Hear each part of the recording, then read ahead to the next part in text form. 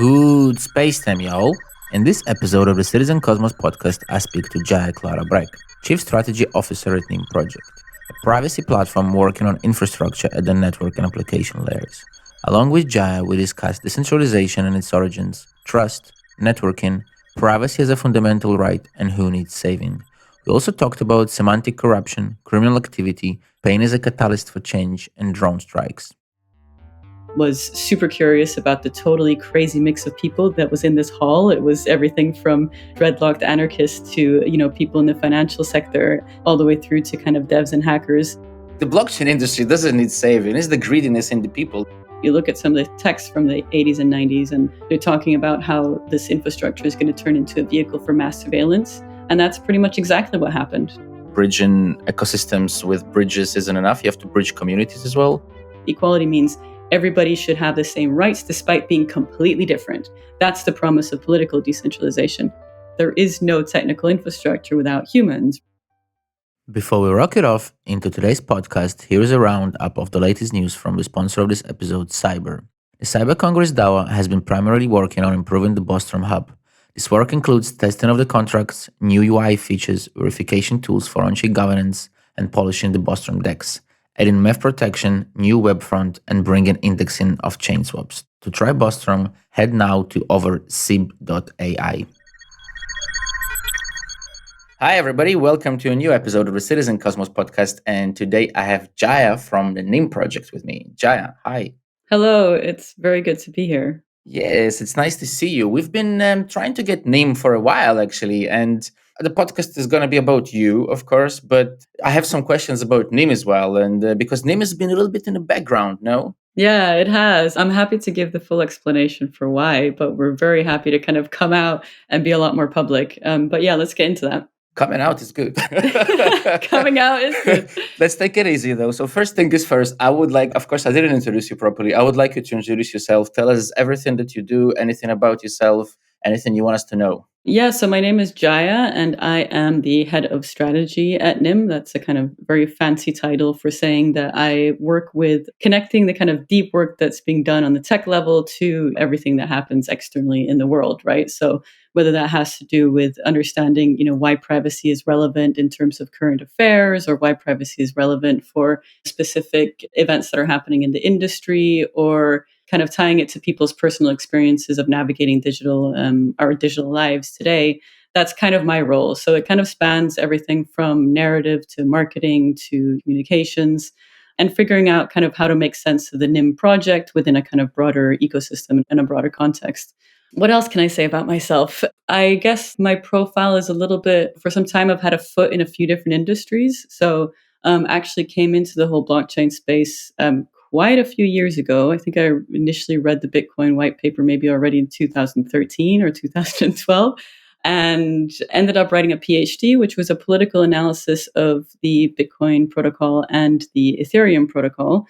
So when I wrote the PhD, it was kind of right at the early days of Ethereum. I think I went to the first Ethereum DevCon in the city of London. Was super curious about the totally crazy mix of people that was in this hall. It was everything from dreadlocked anarchists to, people in the financial sector, all the way through to kind of devs and hackers. So, that kind of got me interested and hooked immediately. But generally, my profile has also always been as someone that sits in between the kind of crypto skeptics and the rest of the industry. So I'm a little bit of a crypto skeptic. I think that the industry needs a lot of healthy criticism and healthy skepticism. But I'm also always looking for how to make sense of this in a kind of generous way. So how to kind of understand what are actually the possibilities of this technology and where does it make sense in terms of use cases and so on to build the types of distributed and decentralized systems that we're building today. Yeah, I think that's kind of good enough as an introduction for now. It's amazing. But I want to calm you down straight away because you said your title, and sounds fancy. Mine is Chief Manager of Looking Busy. So that is a lot fancier than anybody's Absolutely. title. So Absolutely. it's like, damn. Bitcoin white paper. I have a question. You said you read it in 2012, 13, a little bit around the same time I did. I did a little bit earlier even, but it took me 3 years to understand it. Did you understand everything it was in there straight away? And it just made sense to you? No, I mean, it took me quite a few years to understand as well. But I think understanding the Bitcoin white paper is, I guess, one thing that I've always found fascinating is like, for me, the Bitcoin white paper, I see it as a piece of incredible literature, right? So it's incredible storytelling, just a few pages that just gives a kind of certain narrative and perspective on the world, which, many parts of which I actually disagree with, the kind of analysis of how the world operates. But as a piece of storytelling, I find it to be absolutely incredible, absolutely baffling. So for me, it was, and that took a little while to realize. The reason why it kind of got me interested was because before reading this, I was involved in a lot of political movements and activist movements that were heavily decentralized. And, I came from a kind of generation that was super into, the Pirate Bay and BitTorrent. So our versions of decentralization were kind of quite explicitly anti-capitalist. And they were kind of quite explicitly like post-scarcity ideas around the digital world. And then like seeing kind of a lot of the technologies that I was kind of used to from that background being kind of repositioned as something that can construct digital scarcity was something that I was like, okay, wow, this is a totally different turn on things that I think I'm not happy about. But on the other hand, it's opening up all these new possibilities. And a lot of my friends got involved that were involved in like alternative currency movements then start to play around immediately, right? They're like, great, we can bring, social currencies and alternative currencies to the internet by making use of this new kind of technological advancement. So it was kind of this weird twist of things where it's like some part of me was quite critical of this new turn on the agenda for decentralization, but part of me was also super fascinated by all the new possibilities that came out of it, right? And I'm still very much in that state. That kind of describes me still today. This is very cool because you don't meet many people who are, let's say, I don't like the word OG, but okay, let's go with it. I hate those terms like OG tokenomics. I'm sorry, it doesn't click with my internal being. I do use them, but anyways, I mean, and has a level of understanding. That's the second thing, which is obviously at the highest point, and is skeptical for so long. It's good. I like it because it's not very often that you meet somebody who can do constructive criticism. It reminded me a little bit of you remember George Carlin for sure, Yeah. the comedian, Yeah. and he had a sketch on Save the Planet. I think it was called Save the Planet, and I think his main point was like the planet doesn't need saving; it's the people, right, that need Yes. fixing. It's Yeah. like the blockchain industry doesn't need saving; it's the greediness in the people. That's what I'm trying to get at. And you mentioned the possibilities I think it creates, and one thing it didn't or did create the effect of a lot of people presumed it was private and still do, and it didn't really did that. Is that one of the reasons why you're still skeptical, because privacy is such an important concern, or other reasons? Yeah. I mean, there's other reasons too. I think like a lot of the core promises, so like both, yes, privacy, absolutely, also decentralization, and also the idea of trust. So in the early days, there was this idea that we can solve the problem of trust, whether it has to do with money or with the law or with politics or whatever else, by creating these decentralized trustless systems, right? And over and again, we see that actually the idea of a trustless system just never quite plays out that way in reality. And people, in fact, have to trust a lot of different aspects of the architecture, which then leads to the possibilities for new types of scams and so on and so forth.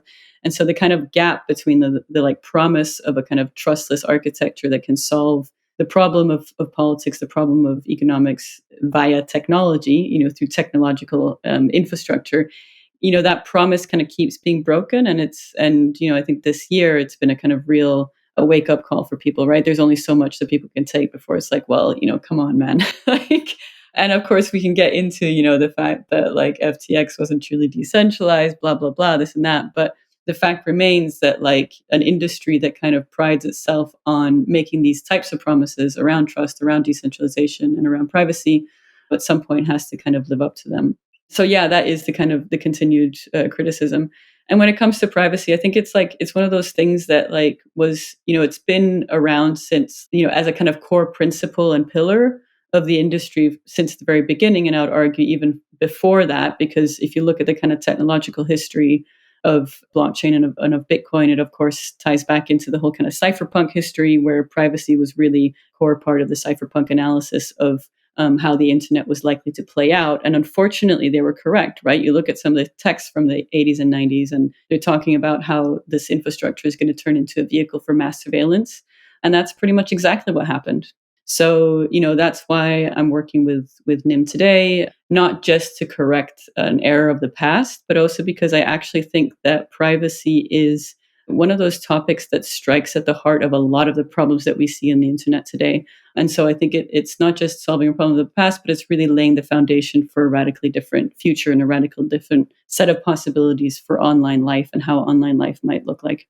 I think it's astonishingly ironic that in industry, which one of the biggest labels is trustless, the biggest mistake that we do is trust people to do something. Like, wait a second, the whole idea was not to trust these guys.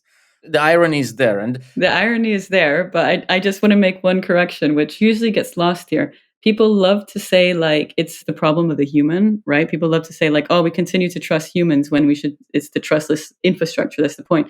But that keeps obscuring the fact that there is no technical infrastructure without humans, right? So, this idea that we can solve all the problems through a technological solution is also a bit of a problem, right? So, there's something else that's missing here. It's always going to be a combination of people and code, right? Not just people or code.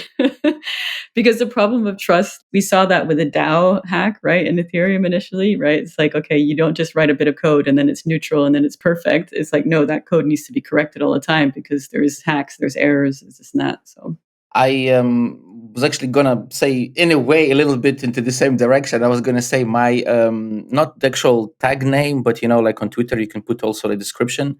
The username has been decentralization for about 5 or 6 years now, I think. So, like, I totally on the same line here with you. It's interesting, but you know what? I have since obviously you have been in this movement for a while, and a question I have for you might seem strange for you, but this is well, it might seem too simple for you, but this is something I really like to get to the bottom of with guests who really are, you can see that it's their values.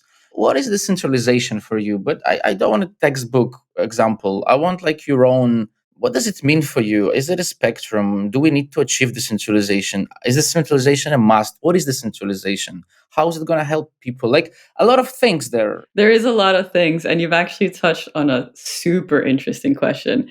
And you've also asked me something that I'm kind of doing a bit of soul searching about right now, because there is this tendency to conflate a lot of different ideas of decentralization, right? So, to my mind, there's actually a very big difference between technological infrastructural decentralization, i.e., a decentralized network, and decentralized network routing from how we understand Paul Baran's original diagrams of the internet and so on. Big difference between that and then when we're talking about political decentralization or decentralized decision making amongst human beings, right? And I think the fact that people conflate these things causes a lot of confusion. And one of the big confusions that it causes is, you look at Paul Baran's like network routing. In essence, all the nodes need to be the same because like you need kind of fault tolerance. So some networks get knocked out, some nodes get knocked out. You still need the networks to kind of operate as intended. So all the nodes look the same. It's a kind of horizontal network of equally shaped nodes, operations, this and that, in order to route packets effectively through this thing, right? When it comes to human beings and it comes to the way that politics operates, it's almost the opposite of that. No human being is the same. People are not equal in their capacities. And the purpose of decentralization is exactly to deal with that fact, right? It's exactly to ensure that there's some kind of representation of all these different voices and these differences. And it's not to equalize everybody and turn everybody into the same. And I think this is a big misunderstanding when it comes to political decentralization. It's almost as if like decentralized infrastructural understandings has kind of reshaped our minds, and we now think that like in order for people to be equal, everybody has to be the same. Like actually equality means the opposite. Equality means everybody should have the same rights despite being completely different, despite being radically different, right? That's the promise of political decentralization. But so for me, this is kind of the important thing around the word decentralization, is to start to make some distinctions between whether we mean technical decentralization, whether we mean political decentralization, decentralized decision making in terms of management and kind of a cybernetic understanding, or what, right? And we have to start to be specific because there's a lot of damage that happens when we start to assume that political decentralization has to mean everybody operates and speaks the same and thinks the same, because that's political violence right there. And in fact, it should do the opposite. I think politics in itself is kind of presuming violence, like the rule over another person or the rule over somebody's opinion already automatically kind of presumes some use of violence, no? So it depends how you understand the word politics, right? If you understand the word politics as automatically meaning authoritarianism, then yes. But in fact, the word politics really all it means is the negotiation of incompatible differences, right? So politics is what happens when people have to negotiate certain things that where someone is likely to lose out, right? So we need to start having a debate. Okay, if we go this direction, this person might not gain as much as if we go this direction, and then you have to have a negotiation. So that's all politics really means. And then the form of how that politics takes place is, it can be authoritarian, democratic, decentralized, centralized, whatever else. I love it. I love it. I'm going to carry on being devil's advocate here. I'm going to go with your analogy. So, if politics is negotiation, considering it's not a brainer that we are social creatures, we are social mammals, to be more specific. Now, if we look at nature, social mammals don't negotiate very well. They negotiate with the use of power all the time. The stronger one always wins. So, doesn't that mean that negotiation would be violence any all the time, and we're not capable of doing that? I think you should watch more nature programs.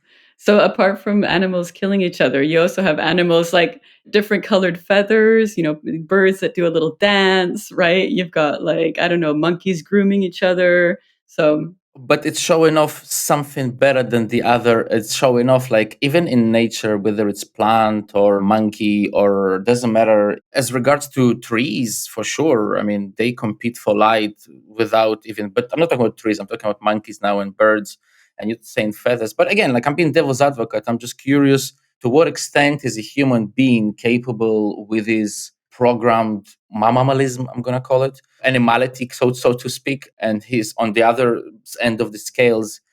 Our like social capabilities that arouse us, our logical capabilities, are we capable enough to use those to overcome that binary yes or no, flight or fight decision, or no? That's the question I'm kind of getting at.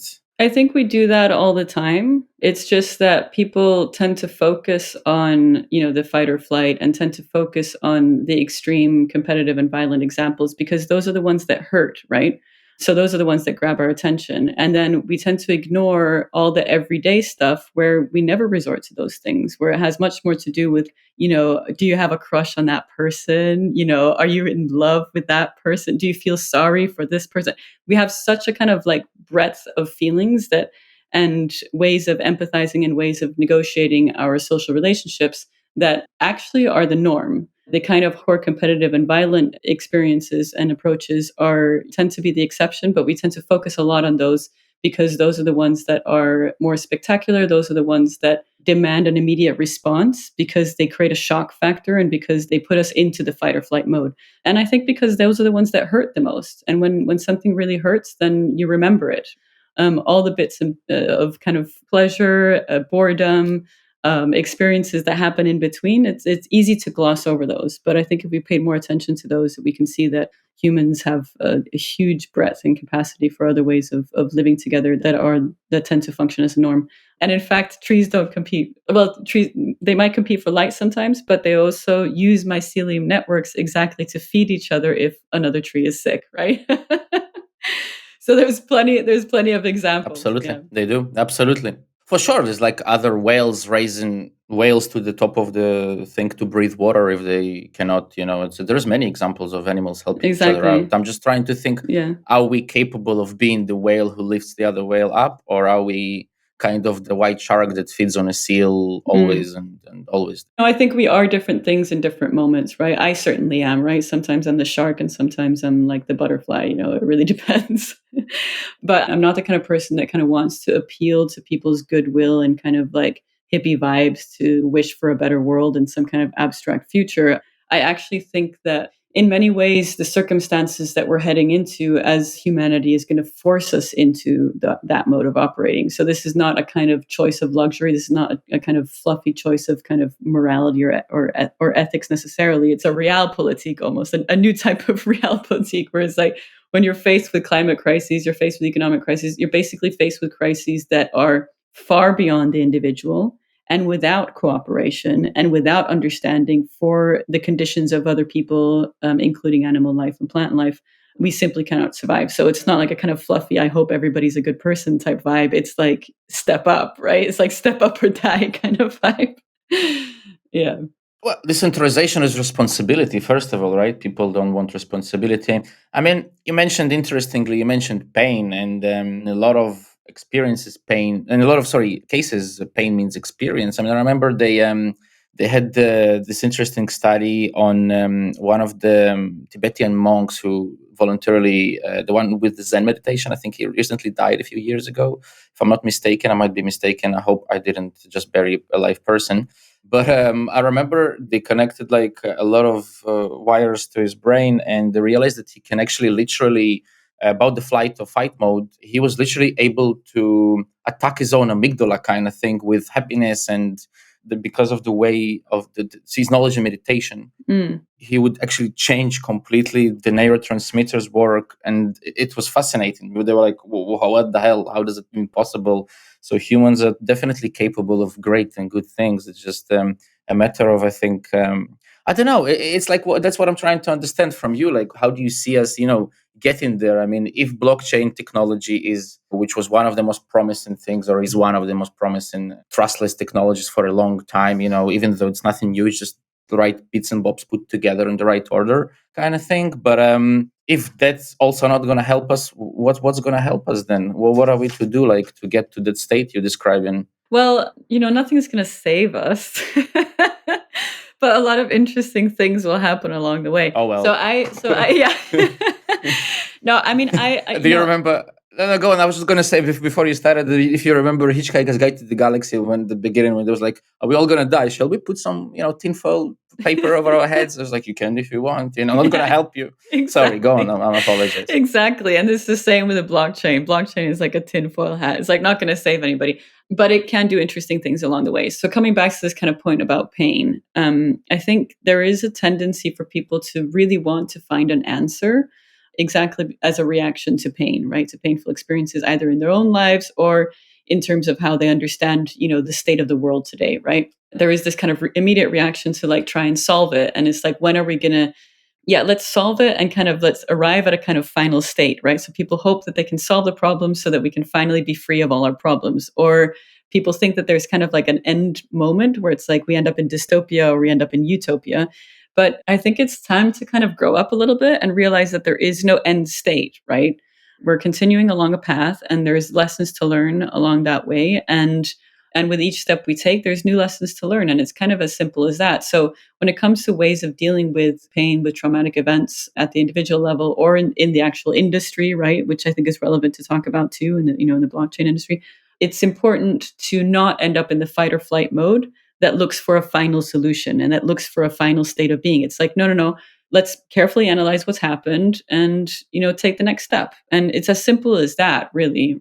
But that does require calming down that kind of fight or flight reaction and reactivity to something that can be a little bit more considered and something that's a little bit kind of wider in scope and less trying to solve the whole world's problem in one go. Because what usually happens then is that you create your own version in your own head about what the world's problem really looks like. And then, you end up with this kind of like, you try and roll out some blanket solution across all kinds of people and places that are like, oh, it's not relevant to them at best. And at worst, it's actually damaging to them because like they really didn't have that problem to start out with.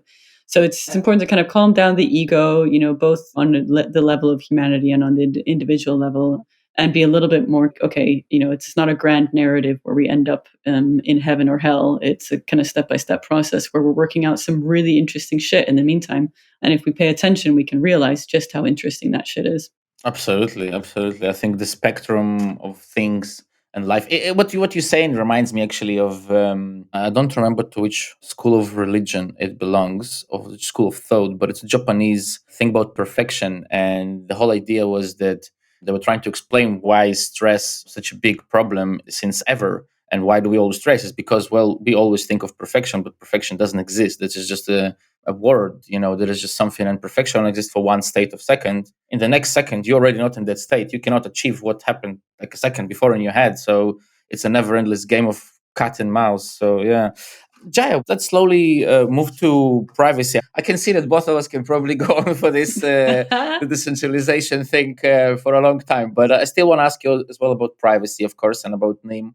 And maybe before privacy, a few words about Nym. I mean, I met Harry last. I don't know if he will remember me, but we met when you were launching the first public testnet, I believe, for Nym. It was during CCC in 2019, Great. and I was doing a speech as well, and he was doing a speech in the same decentralization. The what was it called? It was the Monero, and oh, never mind, what was it called? But and actually, ironically, I just remembered you were talking about the first DEF CON, and I remembered that the girl who's in the picture on the first DEF CON, she was also there. I don't know if I should say her name or not because I don't think she would like that, but I did remember that as well, and they also knew each other. They also knew each other. So since then, to be honest, it's been now what, 1, 2, 3 years almost. I'm gonna be really bad. I know I shouldn't say this, but I don't know much as what's been happening with you guys. Great. And this is my fault, but maybe you could fill us up and No problem at all. Yeah, exactly. I'll give you the full story. So, yeah, after CCC, this was before I joined. I joined probably about a year after that, right at the end of the last testnet. So, what happened was the first public testnet was launched at CCC, like you said, about 3 years ago. We then had two other testnets, one called Finny and one called Milhon, which were, just trying out the kind of different, the token incentives and this and that internally. And then we finally launched the live network early last year with a live token, so the Nym token. So for those who don't know at all what Nym is, a decentralized mixnet. And what a mixnet is, it's a kind of overlay network where internet packets get routed through several nodes that then mix those packets together. So all the traffic in the internet gets, or the traffic goes through, gets mixed together. There's timing obfuscation, so the packets have a micro delays that make it impossible for an observer to analyze patterns of communication. So why is this important? Why is it interesting? The fact of the matter is that right now, both VPNs and even Tor, for someone that's actually looking at the kind of traffic moving through the network, it's possible to trace the packets, right? So, with Tor, like the packets, there's kind of slight distinction in their sizes and this and that. So, and there's no timing obfuscation. So even though it's routed through a few different hops, if you have the right kind of methods of analysis, you can still more or less trace who's speaking to who by looking also at the kind of, do what's called an end-to-end correlation attack. So looking at the kind of entry and exits of the network. So what Nym does is it protects metadata, IP, and patterns of communications from any kind of surveillance. In other words, a super powerful privacy system that provides privacy at the network layer, so at the kind of one of the lowest layers of the internet, the actual packet layer as it's routed through. So that's the Nym mixnet. Now, the interesting part, of course, is that we're here and the podcast is called Citizen Cosmos. So the question is, how does this relate to the Cosmos ecosystem? And, this is where I would, okay, we can talk about this step by step. Let's take it step by step. We start with a mixnet. Great. So that's the update. That's the update of Nym, the mixnet, which runs on a Cosmos blockchain. I was just saying it wasn't the next question. I'm sorry. But please go on. I was just saying no, as in it wasn't like not to speak about it. I was just like, no, it's not the next question. Like, but please go on. Sorry. Okay. So basically, the Nym mixnet is a tokenized mixnet. So what that means is that the mix nodes that do the work of mixing traffic and providing privacy, they get rewarded through Nym tokens. And those rewards also operate as a form of internal quality control, so a form of internal reputation system. What does that mean? That means that anybody that holds native Nym tokens can stake on mixed nodes that they see as performing a good job of providing privacy. So it's a reliable mixed node. And by staking that mixed node, it means that mixed node has good reputation, and it means that it earns higher rewards, and people who stake on there earn a share of rewards as well. So it's a tokenized mixnet. The token is a utility token that operates as a reputation system. And the token is run via a smart contract on our Cosmos blockchain, which is called Nix. So the Nix blockchain exists in the Cosmos ecosystem. This is our native chain. And what we were saying earlier in the podcast, that we've been a little bit in the closet, is basically that it feels a little bit like we haven't fully come out about the fact that we've got this basically general purpose fast finality blockchain in the Cosmos ecosystem that, any developer can take advantage of.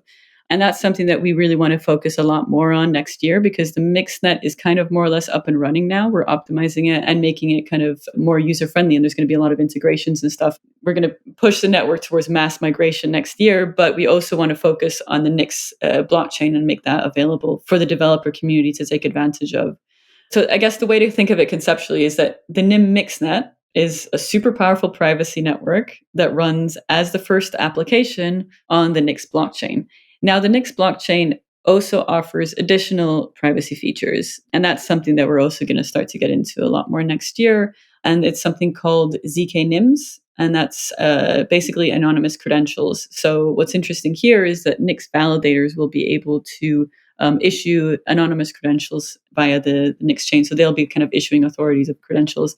And hopefully, by kind of putting out that library, we're going to see a kind of whole new set of applications taking advantage of that, which is something I'm personally really looking forward to, because I think there is so much to still be worked out around the whole area of anonymous credentials.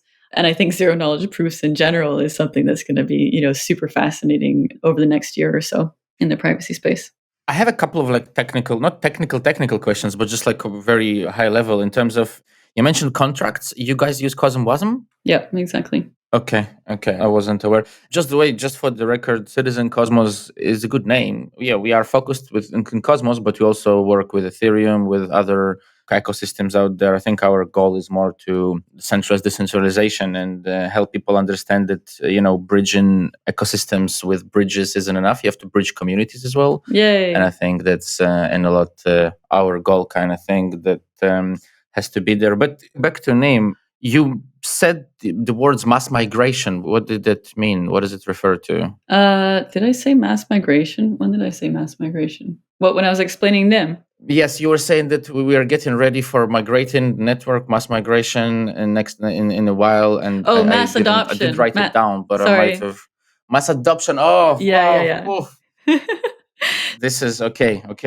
Wow, okay. But I like the idea of mass migration. I am actually planning a mass migration as well, which might be interesting to the listener.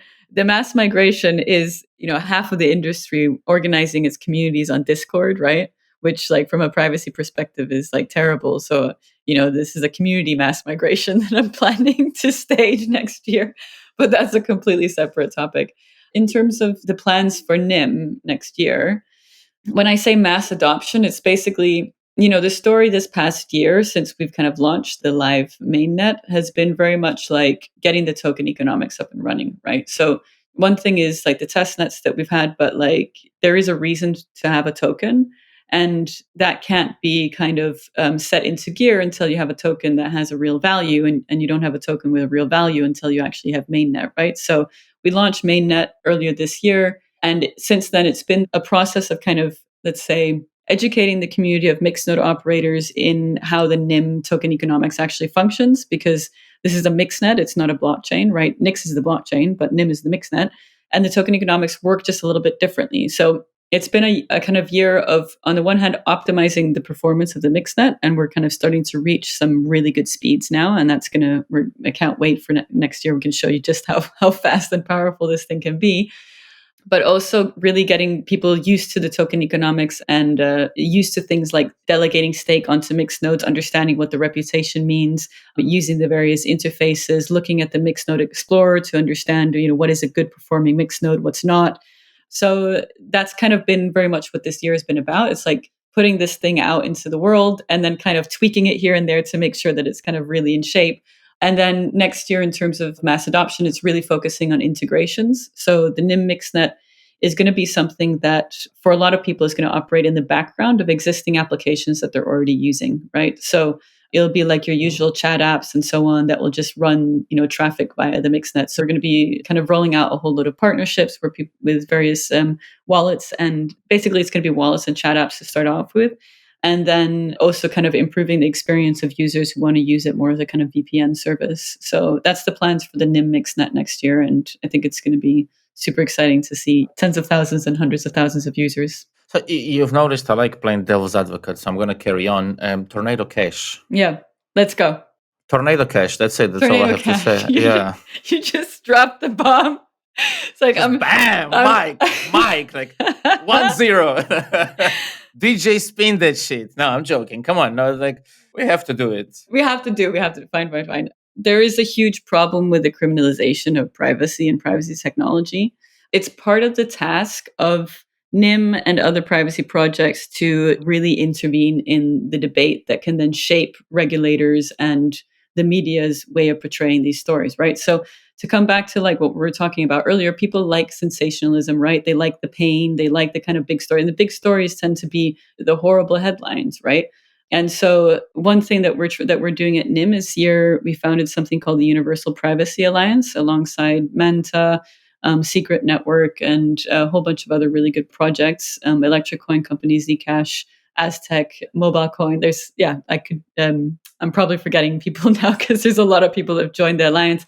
But one of the main focuses of the alliance is to intervene into this narrative, right? And to turn privacy from something where people immediately associate it with crime to something that people associate with something that's normal, something that should be available to everybody.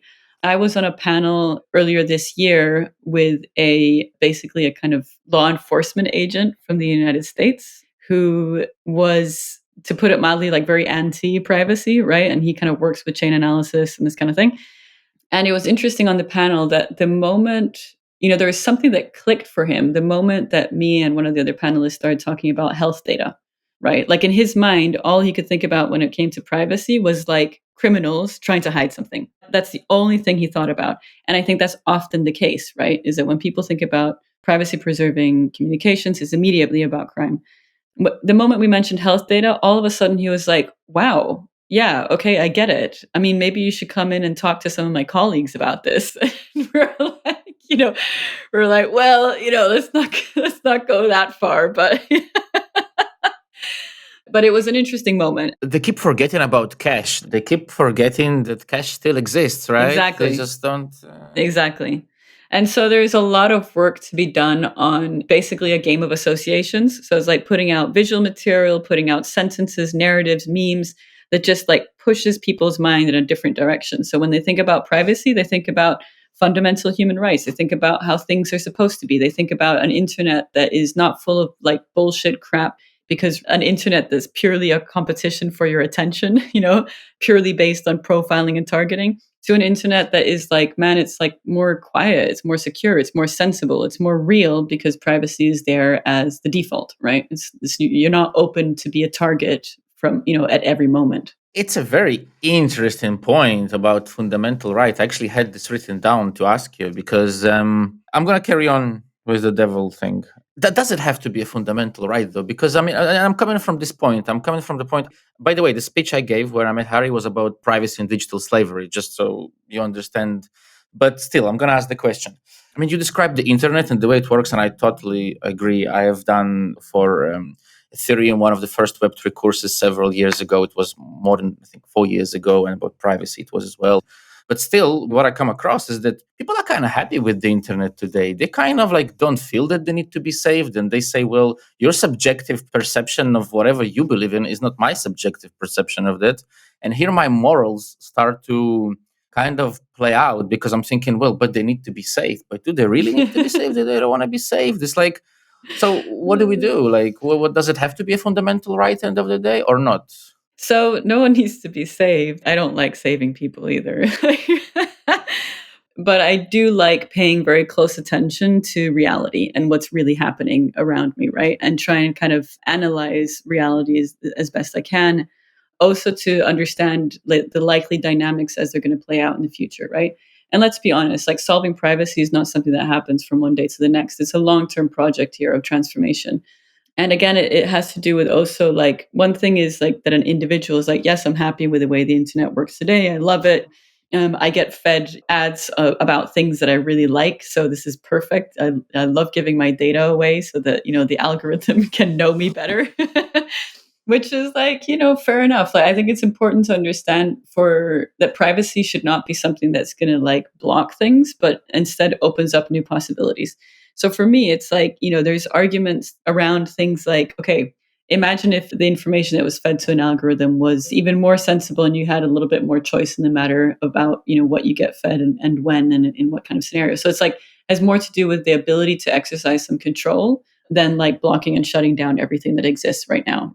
The other point that I wanted to make is that I think the kind of the consequences of the lack of privacy is only slowly dawning on people, right? So, like with the Edward Snowden revelations, it was very much like, oh, outrage, and a few people kind of felt it to be kind of outrageous, but it was like at this very abstract, kind of like meta, like societal level, right? Where it very easily becomes a kind of question of morality and whatever else.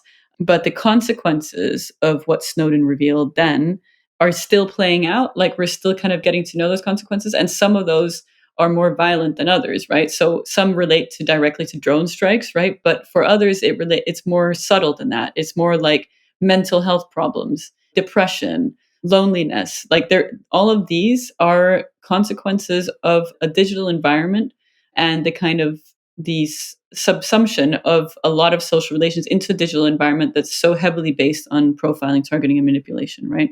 And sorting people into categories. So continuously sorting people into categories and breaking society down into categories. That's what happens. And so a lot of the narrative work is about drawing the lines between these things, right? So it's like now when people think about privacy, not many people think like, oh yeah, I need privacy because it's going to help me with the fatigue that I'm feeling or the mental health problems that I'm having. But like the more we start to articulate those things, the more people will start to get it. It's like, oh yeah, actually maybe the reason why I have some of these health issues is literally because I'm bombarded through digital interfaces. I mean, there's lots of things that we could go into here, but like I guess that would be my response. I love that you're going into consequences about privacy. I think one of the first things that came into my mind, I moved to Berlin actually during a week before COVID, the whole thing started, that whole shit show, and the toilet paper, lack of toilet paper shit show, I call it. But anyways, and like one of the first thing I did, and I think it was like a week after I came to Berlin, or a week after the whole thing started, was I think I wrote an article which was consequences of privacy laws passed during that. And I think people didn't understand of the amount of anti-privacy laws that have been passed. Unfortunately, they Mm. don't see that during the last 3-4 years have been absolutely astonishingly crazy under that sauce.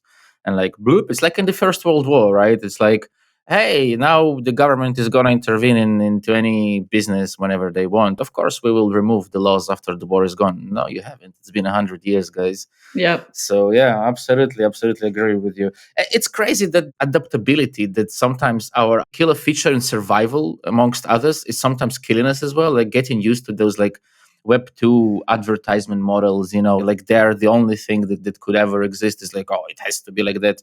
I feel you. I feel you totally. Yeah, and it's about opening up the imagination, right? It's about like articulating for people that it doesn't have to be this way. It's not normal, right? We can do things differently. It's crazy how people put together responsibility and privacy and lack of privacy. They kind of like, for some reason, people think if you're private, that's unresponsible to others. It's like, but why is it like?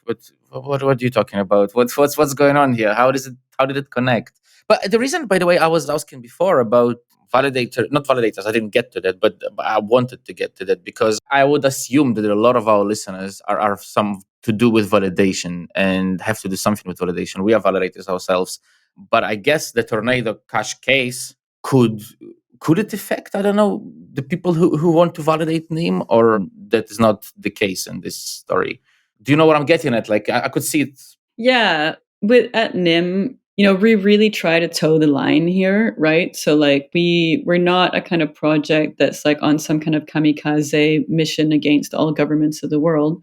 Legal compliance is important to us because we think that there's like a lot of different fronts to take this debate on, right? And we don't want to end up in a situation where what we're building gets shut down immediately just because we want to kind of like be loud and confrontational with governments.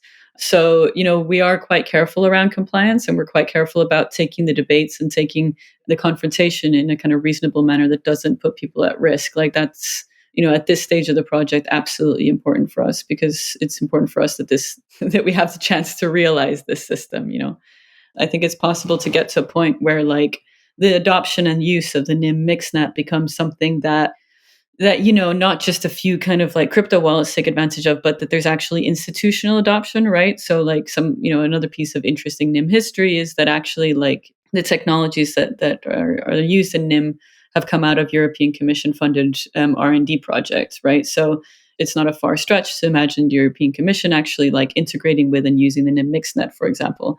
And so like for us, what we're hoping to see is a kind of wide, broad spectrum of both institutions, traditional companies, crypto companies, chat apps, and everything integrating with the Nym mixnet, exactly in order to prove the point that this is a system that is for everybody in order to protect the network layer of communications in general, right? So, and then at that point, you kind of get out of this like immediate association or kind of use only for some kind of headline crime situation that is like, we're trying to kind of move away from that. So yeah, in terms of kind of like like legal risk to validators, like if anyone does have any like specific concerns around that, like absolutely feel free to reach out individually. But I can say, compliance is actually like pretty important for us because we want this project to survive and be real. Absolutely, I understand what you mean. Still, I think definitely I have seen interest in privacy projects. I think rise since the whole tornado cash thing happened, and I think that's the obvious response of the market, right? It's like, well, guys. But anyways, not the point, because I think again, it seems I would love to discuss this more, but I'm gonna get to the final question because I just realized I don't know. It always happens. Whenever you have an interesting conversation with a person, it's like, oh, and an hour is gone. We need to invent something for those extending hours in a day or something like that. Or Jaya, blitz 3 questions. They're not blitz as such. You feel free to answer them in a very long way, in a very short way. Up to you. 3 projects outside the top 20 that you are following and you think are interesting in terms of what they develop in. Ooh, you caught me in like a really tight spot because do you know what? Have you ever had when someone is like, "What's your favorite music?" and then you just go blank because you're like, They don't have to be really favorite. You could just say 3 interesting projects that you following outside of the top 20 by market cap, and I hope not stable coins, but of course, feel free to say them as well. So I don't know where Gnosis is in terms of market cap and if I'm allowed to mention Gnosis, but I actually think like Gnosis and kind of multi-sig wallets. And I know that crew are actually, they're working on some kind of private voting system right now. So for me, I find that project to be super interesting for a variety of reasons. Like first of all, like multi-sig wallets have turned out to be like a major tool for the whole industry and beyond, right? So it's kind of the core of most DAOs, and it's like I think it's like as a tool, not just for people in the blockchain industry, but even beyond, is something that kind of sparks a lot of imagination. And so, having multi-sig wallets that include some form of private voting, this and that, I think is like fascinating, and I think this is a project that everybody should follow and tinker with and play around with. And then, of course, I would also mention Manta because they are not just great collaborators in the Universal Privacy Alliance, but also focusing on chain privacy is like super important. One of the big kind of contradictions in blockchain is obviously that there's like people emphasize the importance of privacy, but are building public ledgers, right? And so the possibility for and the tooling for on-chain privacy, I would say, is like probably absolutely my second here.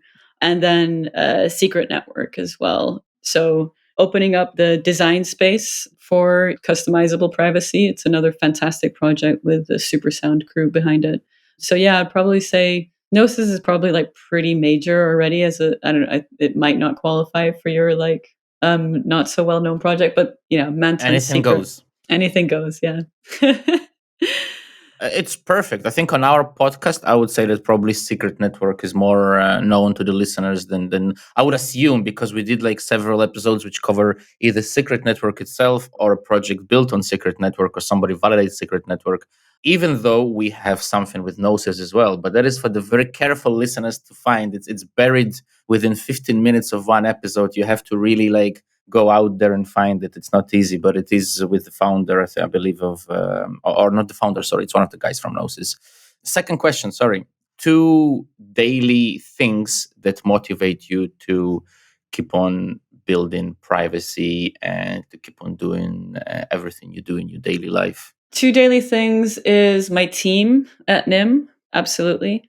And the Nym community, when I see the Nym community kind of like posting and talking about the reasons for being involved and why they find the project important and inspiring, those are the things that keep me going. It's like I love getting DMs. I love getting people contacting me on various platforms when they're interested in what we're doing. So I would say those are the kind of feedback from the community and the motivation and work of my team. Yeah. Last one person, doesn't matter dead or alive. Well, it'd be hard for a dead one to follow a dead person, but one person that you recommend, could be a writer, a developer, I don't know, doesn't matter. An account or a project to follow for people that might help them, or to read the book of that might help them to succeed in life and to be happier in life. Ooh, again, this is a tough question. I have so many favorites. Yeah, choose anyone. Doesn't have to be your favorite. It's one that helped to change you, maybe. Obviously, you should follow Nym, right? So Nym will change your life. Follow all the Nym accounts. And then One, the same. okay. Good one. One. Um, Okay. Yeah. And then in terms of following accounts, like I find Meredith Whittaker, the new president of Signal, super inspiring. And partially because like she comes from a background in AI, right? So from someone that has moved from, kind of AI and the ethics of AI with Google to privacy, it's like you suddenly realize, she represents the full data pipeline, right? It's like privacy is an intervention into the kind of industry that's producing AI in deeply unethical and fucked up ways. So it opens up the imagination of what you can do if you have privacy as the default. You can actually build artificial intelligence in a way that's much more closely related to people having some decision making over what data is inputted and stuff. So yeah, I would say those two. That was a fascinating last answer that goes for a second, like continuation of the Another conversation. But no, hour, I'm gonna right? hold myself. Another I'm gonna hour. hold myself. Yeah, I'm gonna hold myself. Jaya, thank you very, very, very, very much for updating us what's going on with Nym and having the time for this fascinating conversation. And I know people are busy building, and you yourself probably is as well. So, and it seems like you are. So, thank you for finding the time to join us. Thank you for the invitation. It's been a pleasure speaking with you. Thanks, everybody. Bye. Thanks. Ciao, ciao. This content was created by the Citizen Cosmos Validator. If you enjoyed it, please support us by delegating to Citizen Cosmos and help us to create more educational content.